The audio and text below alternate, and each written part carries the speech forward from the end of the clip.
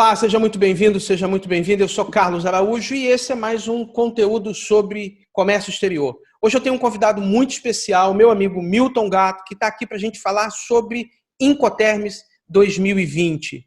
Tudo bem, Milton? Tudo bem, Carlos. Mais uma vez, é uma satisfação estar aqui com você e o seu público. Pois é, Incoterms, que é uma coisa que desde que a gente se entende por gente que ouve falar nisso, e tão atual, mudando a cada 10 anos, e parece que foi ontem que eu comecei a estudar o Incoterms 1990. 90, que foi quando eu comecei a entrar nessa área. Já estamos no 2020, que foi publicado recentemente, né, Milton? Exatamente, exatamente. Começou a viger agora dia 1 de janeiro, né, 2020. As novas, que não são nem tão novas regras assim, né? A gente vai ter a oportunidade de falar sobre isso. E tanto fake news nesse negócio, ia acabar um, ia acabar o outro, virou não sei o quê, e é exatamente sobre isso que a gente vai falar. Antes de prosseguir, você que está nos vendo ou ouvindo, fica aqui o convite para você assinar esse canal no YouTube, se estiver assistindo pelo YouTube, ou se estiver ouvindo pelo podcast, assine esse podcast em qualquer aplicativo da sua preferência. A gente sempre tem conteúdo novo para falar toda semana. Comércio exterior, a gente ensina aqui, ensina na prática. Mas vamos lá, Milton. Vamos começar a falar deste bicho diferente chamado Incoterms. O que são os Incoterms, Milton Gatto? Vamos lá. Você falou um negócio interessante, né? Estudou desde 90, né? E de lá para cá, até antes, na verdade, na versão 80, nós já tivemos aí a cada 10 anos, então, diversas versões, né? 80, 90, 2000, 2010, 2020. Então, já são diversas versões. Incoterms, Carlão, primeiro o significado, né? Incoterms, ele tem um significado, é a abreviatura de International Commercial Terms, termos do comércio internacional, tá? São termos que são publicados e gerenciados pela Câmara de Comércio Internacional, que visam atender os contratos internacionais de fornecimento de mercadorias, basicamente compra e venda de produtos internacionais. Então, em todo o processo de importação, em todo o processo de exportação, nós teremos aí a chamada diretiva de vendas, que é estabelecida pela Câmara de Comércio Internacional. Em suma, os Incoterms, longe de ser ali um joguinho de letras que identifica o modal do transporte. Muita gente tem essa interpretação, é lamentável, né? Então acha que é um joguinho de 3 letrinhas que identifica se o modal é aéreo ou marítimo. Peraí.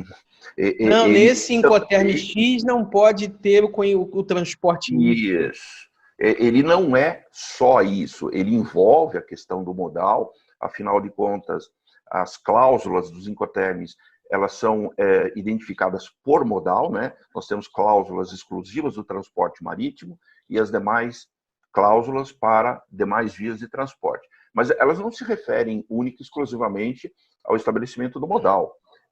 Essencialmente, os Incoterms eles foram definidos para identificar o momento exato em que a responsabilidade daquele que vende transmite ao comprador, aquele que compra. Basicamente, bom, eu sou responsável pela carga até ponto tal. Deste momento em diante, a responsabilidade passa para o comprador. Por que isso, Carlos? Porque quando a gente fala numa logística internacional, para pensar quanta gente, quantas entidades, quantas pessoas põem a mão naquela carga. Não é só o exportador no exterior e o importador. Tem o transportador, tem aquele que faz o embarque, tem aquele que faz o desembarque, tem o perito, tem o despachante, tem o transportador local, tem um monte de gente. Ou seja, a questão ligada ao risco por perdas e danos, ela tem uma chance de acontecer, vamos assim estabelecer, de 50%. Eu posso ter um problema ou não ter. Aí, o ideal é que não tenha o problema. Porém, o ponto é, se tem o problema, Carlos, quem é que assume essas responsabilidades? Exato. É o vendedor? É o comprador? Ou qualquer outro que pôs a mão ali e trouxe algum problema? Né? Problemas estes que levam ao chamado inadimplemento do contrato. né? Afinal de contas, eu comprei, paguei, tenho que receber. Por que eu não recebi? Por um problema de perdas, dano, roubo, furto, avaria, o que quer que seja. O Incoterms ele vai entrar nessa questão. Quem que é o responsável por aquela situação? Você falou desse montaréu de pessoas. Eu li no outro dia alguém que fez um estudo, um agente de carga que fez um estudo que tem 16 pessoas envolvidas, 16. 16. Aí a minha cabeça começou a pensar, falei, cara, eu vou fazer essa conta. 16 pessoas, desde lá até a chegada aqui, em situações normais. 16 pessoas. Imagina controlar o risco das partes tendo tantas pessoas assim. Você falou um negócio que me fez lembrar alguma coisa que eu ouvi outro dia. Os Incoterms trabalham para simplificar esses contratos, porque o que a gente está falando aí são de cláusulas contratuais. E aí eu já emendo uma segunda pergunta para você. Da versão 2010 para 2020, quais foram as principais mudanças? Então, vamos voltar a um ponto, né? Logo no início da entrevista, que você falou, poxa, mudou tudo, não mudou nada, como é que ficou, né? Momentos antes, né? Alguns meses antes de janeiro, né? Janeiro de 2020, houve aí comentários a nível internacional, né? De que sumiria o Ex-Work, que sumiria o FAS, o DDP seria desdobrado em 2, e em janeiro veio aquela decepção, né? Decepção entre aspas, né? De que muita gente falou, pô, mas não mudou nada. Calma lá, né? Primeiro a gente tem que entender por que não mudou nada e por que não aconteceu tudo aquilo. Bom, não aconteceu tudo aquilo porque aquilo eram especulações, né? Especulações, pontos de vistas de alguns profissionais aí da área de logística, o que é válido. Agora, não tornar aquilo como certo. Tanto que a própria Câmara de Comércio Internacional de Paris, ela até se manifestou no site dela, né, alguma coisa do tipo, pessoal, calma, eu não divulguei ainda. Então, tudo que estão falando, né, ela fez alerta, inclusive, para cursos que estavam sendo ministrados da nova versão, que sequer tinha sido lançada ainda, né? Então, a própria Câmara de Comércio Internacional, ela falou, calma lá, vamos devagar aí. O fato é, Carlos, que o que aconteceu é que a Câmara de Comércio Internacional lá de Paris, o grupo de redação, eles tomaram ali a atitude de manter, né, de validar os conhecimentos já da versão 2010. Houve, sim, uma mudança, vamos chamar aí, na falta de uma palavra melhor, de drástica, da versão 2000 para 2010. Né? Até a versão 2000 nós tínhamos 13 termos, lembra disso? Reduziu. Da versão 2010 reduziu para 11, sumiu lá os antigos DEC, isso, 10, já nem lembro mais, XQA, né? Delivery XQA e tal. O 10, DEC e o DDU, isso. Né? E aí incluíram mais dois. 4 cláusulas que elas foram substituídas pelo DAT e pelo DAP. Isso. Né? Então, o DAT e DAP são... o DAF também, que é o Delivered Frontier. DAF, entregue na fronteira, isso. Essas cláusulas elas foram substituídas pelo DAT e o DAP. Tá? Então, ali sim, na versão 2010, houve ali uma alteração um pouco mais substancial. Na 2020, o grupo de redação chegou à conclusão de que as cláusulas elas já estavam bem formuladas, e, na verdade, se a gente pegar assim no visual, mudou apenas o DAT, que era o Delivery Terminal, né, entregue no terminal, virou DPU, Delivery Place Unloaded. Né? Por que isso? Porque vários operadores não se sentiam assim, totalmente confortáveis de entregar apenas no terminal, né, que era o DAT. Então, o grupo lá de redação acabou fazendo a alteração do DAT para DPU, que é a única cláusula, inclusive, que determina que o exportador ele arca com os custos de descarregamento no local acordado no destino. Tá? Mas não foi só isso. Então, assim, do visual das 11 cláusulas, então mudou o DAT para o DAP. Agora, ele trouxe, né, essa nova versão, ela trouxe uma série de outras particularidades, como, por exemplo, e para mim, como estudioso do tema, esse ponto ele já era pacífico, porém agora a Câmara de Comércio Internacional ela trouxe por escrito e veio a facilitar, é a questão da inclusão do termo FCA, o Free Carrier, com possibilidade de escolha entre 2 pontos de entrega distintos. Perdão. Porque muita gente fala, não, FCA, Free Carrier, eu, exportador, tenho que levar ao transportador. Mas nunca ninguém pensou, mas a transportadora não pode vir buscar aqui? Para mim, isso sempre foi muito claro. E no rodoviário, isso é a prática. O caminhão bate aqui na porta, carrega, e eu fiz FCA. E assim, novo. E assim, daqui para o Paraguai, eu estou em Vila Velha. São sei lá quantos 1000 quilômetros da transportadora. É um risco enorme que ele está assumindo. E eu estou entregando aqui, na minha cidade. Exatamente, exatamente. E aí vem a questão, né, de novo, Carlos, da interpretação, que eu ouvi muita gente falar, mas isso é Ex-Works. Calma, não é Ex-Works. Não, mas se veio buscar na minha empresa, espera um pouquinho. Aí vem a questão do ponto de entrega, né? Ex-Works se entrega no chão, no local de expedição, qualquer local onde promova a entrega da mercadoria, né? Nesse aspecto, todo aquele problema do picape e o carregamento do caminhão coletor é responsabilidade do importador. Tem mais uma coisa aí que os defensores do Ex-Works não pensaram. Eu, enquanto FCA, sou obrigado a cumprir os procedimentos aduaneiros internos, inclusive de desembaraço, no FCA. No Ex-Works, não. No Ex-Works, você não é obrigado a esse tipo de coisa. Né? Agora, aqui no Brasil, nós temos aí... tem que ter radar, tá? Né? A questão do radar e tudo mais. Isso faz com que a gente faça uma adaptação no Ex-Works, né? Que é o chamado Ex-Works desembaraçado, né?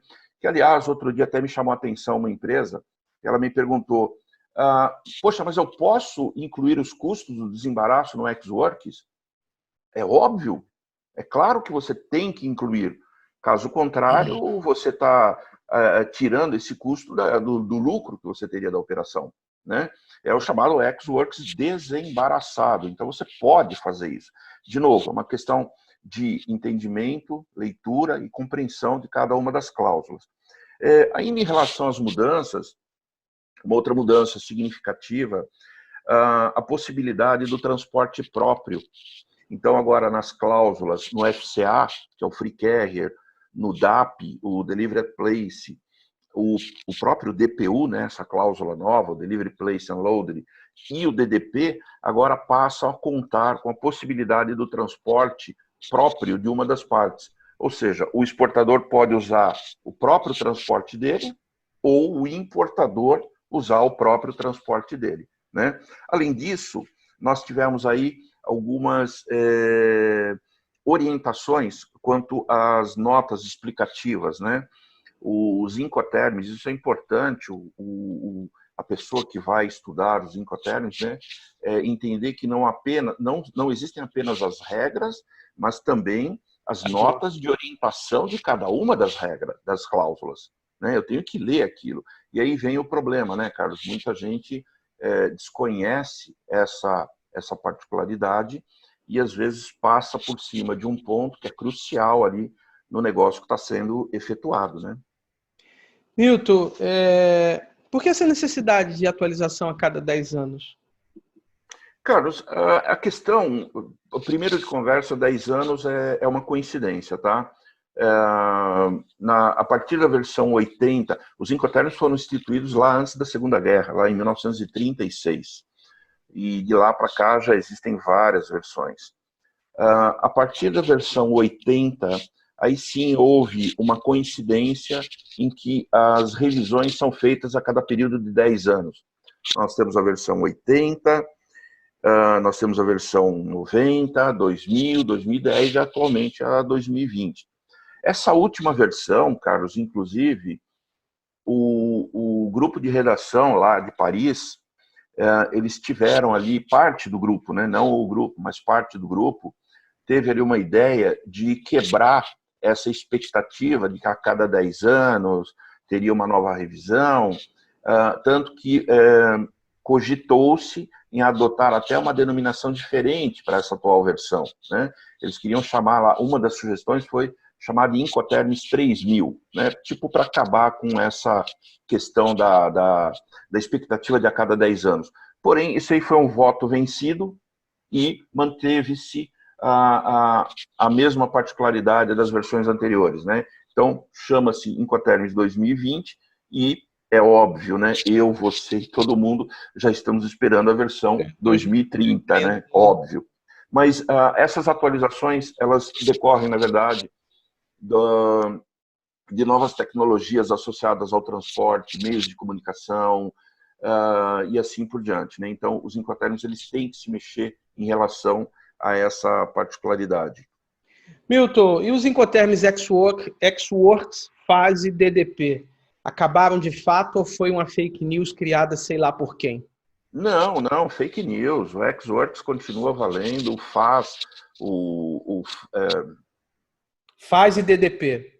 O FAS, né, que é o entregue ao longo do costado do navio, e o Delivery Duty Paid continuam existindo da mesma forma. Tá? Isso não mudou. As cláusulas continuam aquelas 11, Xworks, FCA, FAS, FOB, CFR, CIF, CPT, CIP, DAP, agora o DPU e o DDP. Continuam valendo normalmente. Tirou uma e incluiu outra. Na verdade, exatamente, uma nomenclatura com características diferenciadas. Eu não sei de onde tiraram isso, né? Quer dizer, tem uma história rolando por aí que alguém comentou que poderia ser excluído, deu bons argumentos de que poderia sim não existir, principalmente o FAS, que é a defesa de longa data, de que ele não faz mais sentido. Mas foi uma opinião não é crime, mas transformaram isso assim, vai ser, continua. Tomaram como certo, né? Tomaram como certo. Olha, vai mudar tudo. Inclusive, de novo, né, repetindo aqui, a própria Câmara de Comércio Internacional, ela fez alertas, falou, pessoal, calma lá, primeiro eu não divulguei, e vocês estão discutindo cursos, treinamentos do quê? Né? Eu mesmo recebi várias solicitações para dar aula desses novos temas. Eu falei... Como, né? Não, porque isso não é oficial. Né? O oficial passa a partir do momento da publicação da versão e depois aí o ordenamento jurídico nacional, né, quanto à sua incorporação. Aliás, Carlos, até fazer um comentário, tá? Deem uma olhada lá na resolução da CAMEX de número 16, que está lá no próprio site do Siscomex, vocês conseguem encontrar, que ela dispõe exatamente sobre os Incoterms. Então, ele traz ali a cláusula, cada uma dessas 11 cláusulas, com uma breve descrição. Né? Então, é importante também fazer essa análise aí da questão da inclusão das cláusulas aqui no ordenamento brasileiro. Né? Milton, de forma ampla, o que são cobertos pelos Incoterms 2020? Então, Carlos, como foi falado, tá? Toda a questão relativa à preocupação de perdas e danos em relação às mercadorias que estão sendo comercializadas. Tá? É basicamente isso que o Incoterms objetiva. Então, todas as questões relacionadas à transmissão das mercadorias, o local de entrega, como a gente falou agora há pouco das notas orientativas, né? As responsabilidades que cada uma das partes possui até o momento da entrega e assim por diante. Basicamente, o que o Incoterms ele cobre são estas particularidades. E o que não contempla? Que essa é uma coisa que gera uma confusão muito grande, né? Isso, os Incoterms, eles não contemplam, por exemplo, formas de pagamento. A questão relacionada ao pagamento da mercadoria, se é antecipado, se é carta de crédito, isso aí é uma relação entre as partes, isso é negociado à parte. O Incoterm ele não entra nesse aspecto, tá? Nem poderia, né? Porque ele fala sobre a condição, a diretiva de venda, né, no caso dos Incoterms, ele não alcança esse tipo de coisa. Outra questão que os Incoterms também não alcançam são as questões relativas à embalagem. Né? Muita gente desconhece essa situação.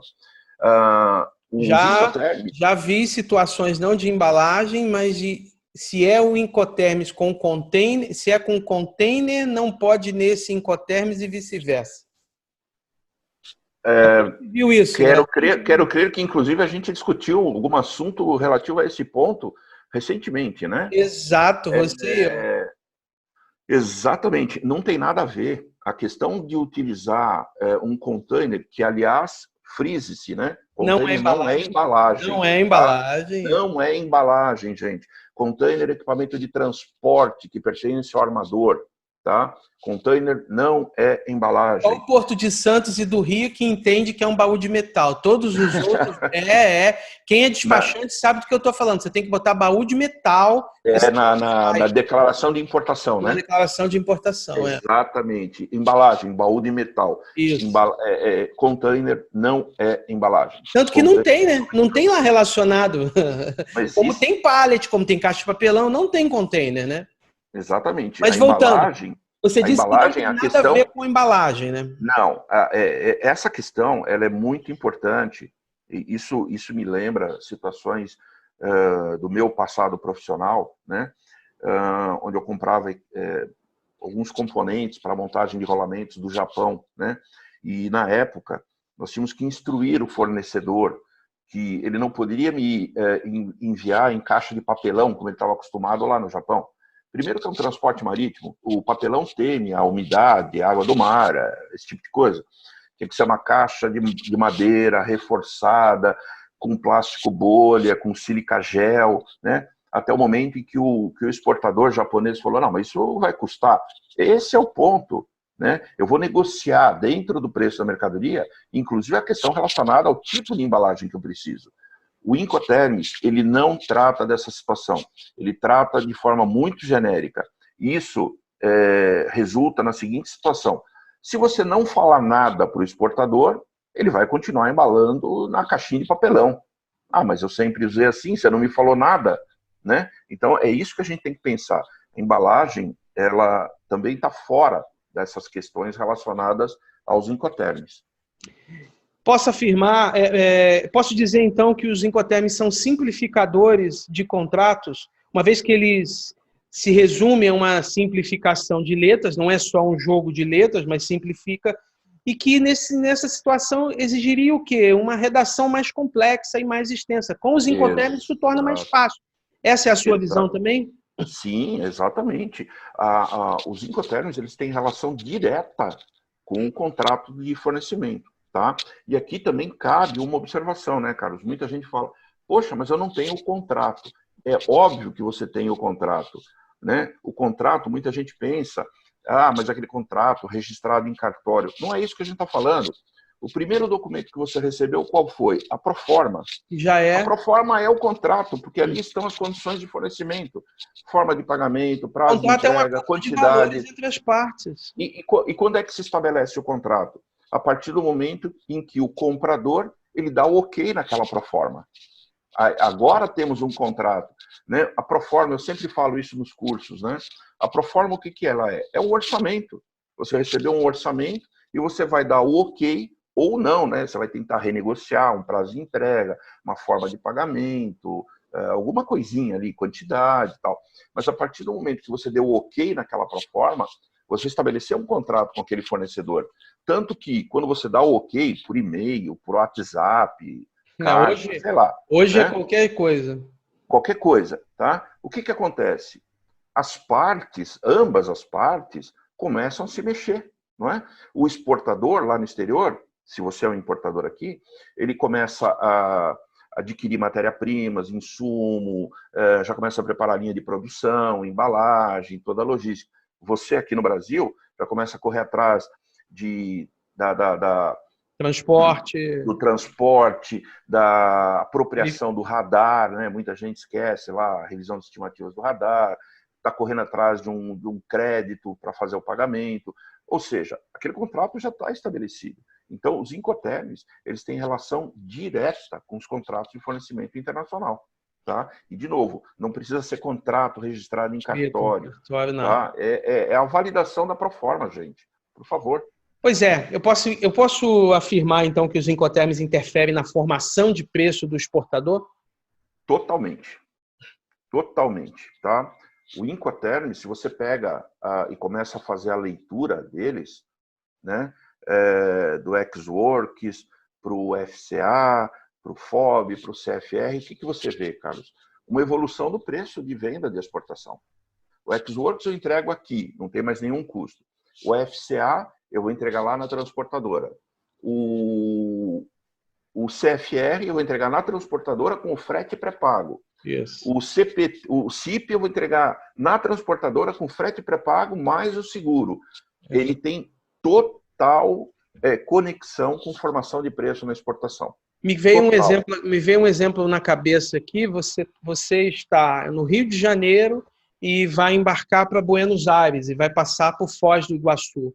O frete do Rio até Buenos Aires é o dobro ou o triplo do que o frete de Foz do Iguaçu para a Argentina.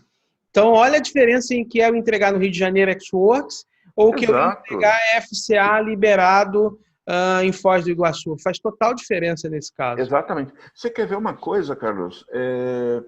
No site do Ministério da Indústria, Comércio Exterior e Serviço, né, o antigo MDIC, você tem lá uma página chamada Aprendendo a Exportar, que é um site muito bacana, inclusive, é bastante didático. E ali dentro você tem um simulador do preço de exportação, que em 5 passos você elabora o preço de exportação. Né? E o passo 1, ele fala, qual é o Incoterm que você está vendendo? É verdade, bem lembrado. Bem lembrado. Se você não sabe o Incoterm, você não sabe fazer formação de preço de exportação. Tá? Lembrando que nesse aspecto, muita gente acha que formar preço de exportação é simplesmente pegar o preço de venda no produto local, converter em dólar ou na moeda que foi negociada e está pronto. É óbvio que não. Né? Existem ajustes quanto a inclusões de parcelas, exclusões de outras parcelas, para que você chegue ao preço de exportação. Né? Isso é muito importante. E o Incoterm, ele vai entrar direto nessa questão, Carlos. Totalmente. Em processos de importação, pode-se entender que os Incoterms como um elemento que identifica a base de cálculo dos impostos devidos também? Ele também vai ter essa correlação, né, Carlos? Porque na importação, o que é o Incoterm? Via de regra, é o valor cambial da operação. Então você vai pagar pela mercadoria. Exato, você vai pagar pela mercadoria naquela condição de entrega. Né? Pode ter ali incluído frete, seguro, despesas locais, inclusive, por exemplo, um DAP, né? O Delivery Place, é o valor cambial. É do valor cambial que aí a gente tem que lembrar das questões relacionadas à valoração aduaneira, que você vai fazer os ajustes para a identificação da base de cálculo do imposto devido na importação. O que fala lá a valoração aduaneira, né?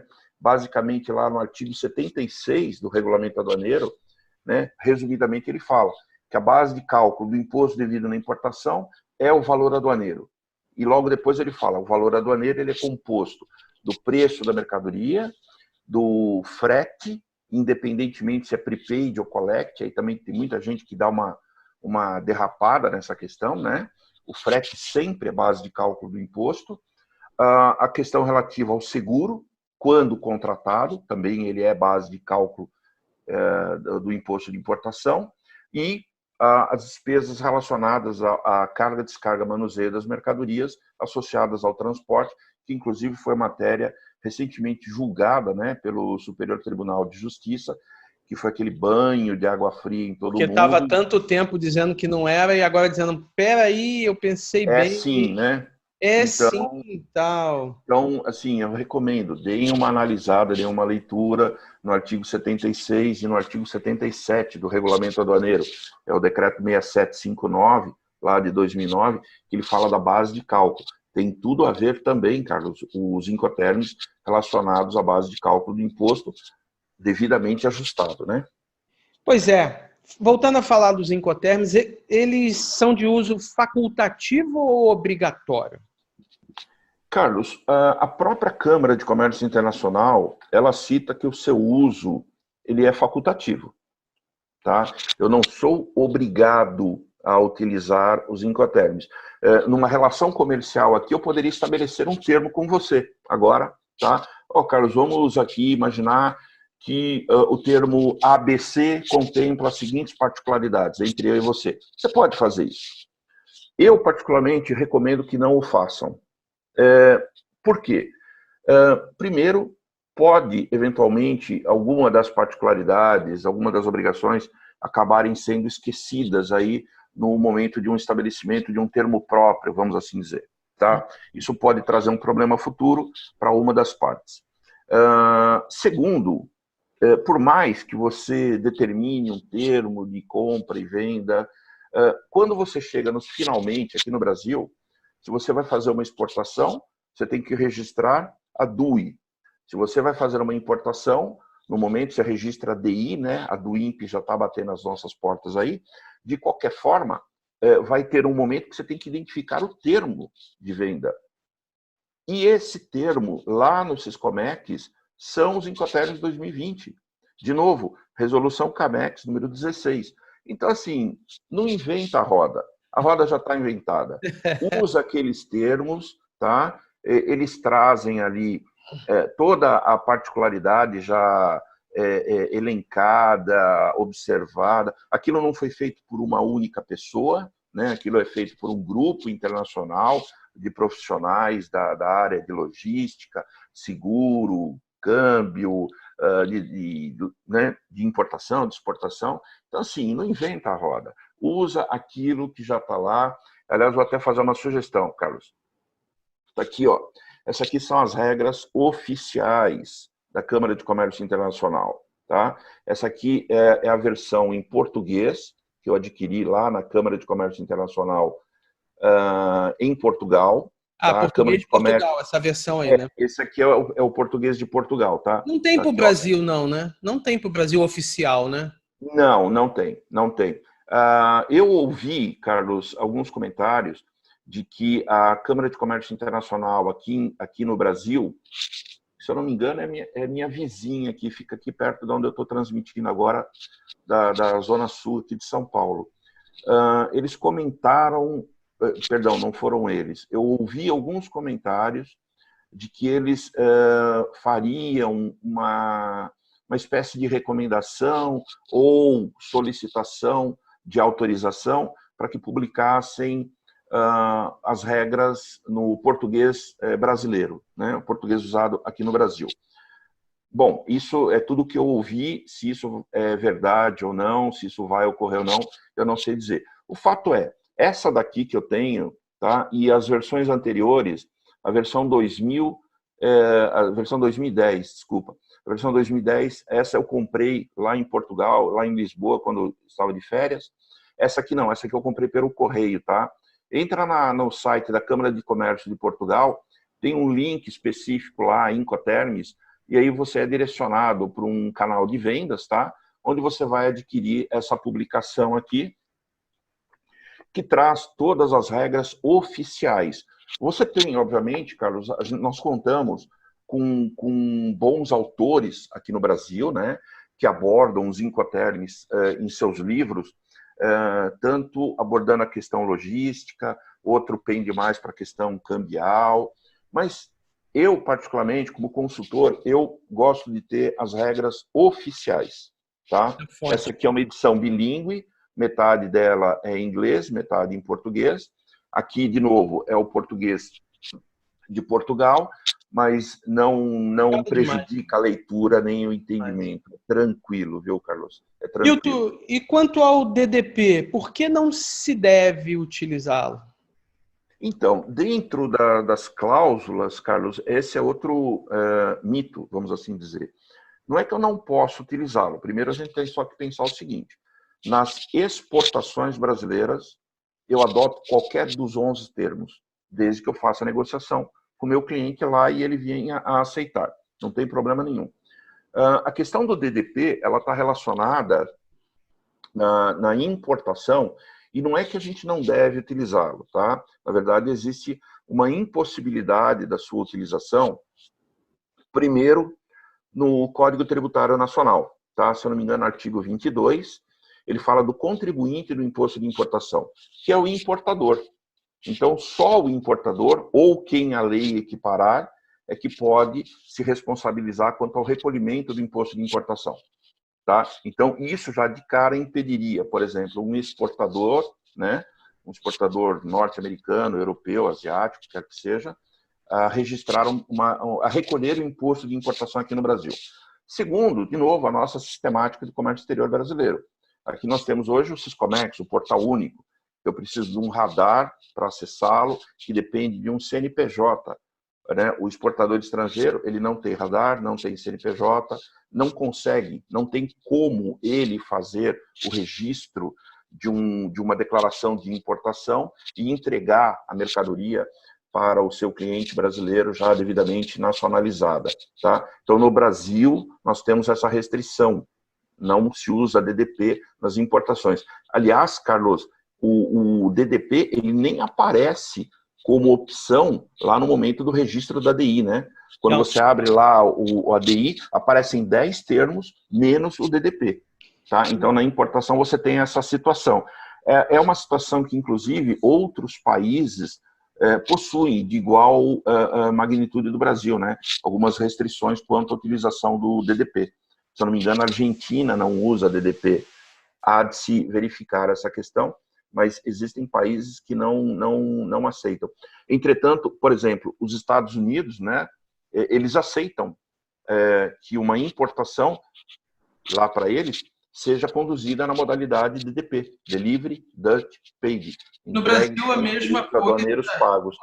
No Brasil, a mesma coisa acontece com o Ex-Works na exportação. Eu não consigo entregar para quem está comprando e ele fazer tudo sozinho. Vai precisar de alguém que tenha radar, vai precisar de emitir a nota fiscal de exportação no modelo específico, um CFOP específico. Então, na prática também, Ex-Works na exportação não existe. Quem está comprando vai sempre precisar do exportador para fazer alguma coisa. Aliás, só uma observação, muita gente comenta essa questão, né, do Ex-Works e tal, que eles têm que, muitas vezes, se submeter a registrar no radar um despachante que eles não conhecem. Gente, é simples isso. Né? Você tem duas saídas. Saída 1 indica o seu despachante para o seu cliente, então ele contrata, ele já está registrado no radar, ou, na eventualidade, já promove o Ex-Works desembaraçado. Né? Ele fala, mas eu tenho que fazer o desembaraço. Não, amigo, fica tranquilo, o desembaraço está por minha conta. Na verdade, os custos já estão inseridos. Já estão embutidos, exato. É simples, é só uma questão de interpretação. Milton, obrigado pela gentileza de falar com a gente sobre Incoterms. Não, para mim é um grande prazer, Carlos. Isso era um tema que a gente estava tentando falar há bastante tempo, por falta de não conseguiu, mas está aqui, conseguiu, e tenho certeza que muitos mitos foram quebrados com esse nosso bate-papo. Muito obrigado, tá? Eu que agradeço, Carlos, e na verdade, e me permita um desabafo, né? Eu faço o curso de Incoterms, né? Bem verdade. E é o curso que menos quórum existe. Né? Muitas vezes eu não vendo Incoterms há muito tempo, porque todo mundo acha que é simples, FOB é navio e o FCA é aviãozinho, né? Gente, não se limitem a essa questão, tá? Se vocês fizerem uma análise, vocês vão ver que os Incoterms, eles têm um apelo jurídico, né, muito forte, muito importante aí nas transações comerciais, e o conhecimento desses termos vai, com certeza, aí, resolver uma série de problemas, inclusive salvar de alguns problemas que poderiam incorrer aí até o inadimplemento do contrato de fornecimento das mercadorias. Então, prestem atenção aí nos Incoterms, gente. Milton, obrigado, tá? Valeu. Carlos, é um prazer estar aqui. Estamos aí, vamos ver se fazemos outras gravações.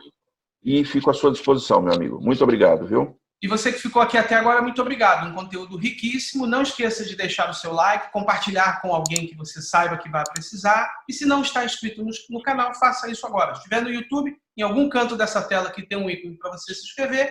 Se estiver ouvindo pelo podcast, assine o podcast que toda semana a gente tem conteúdo novo. No mais, forte abraço e até o próximo conteúdo. Até mais!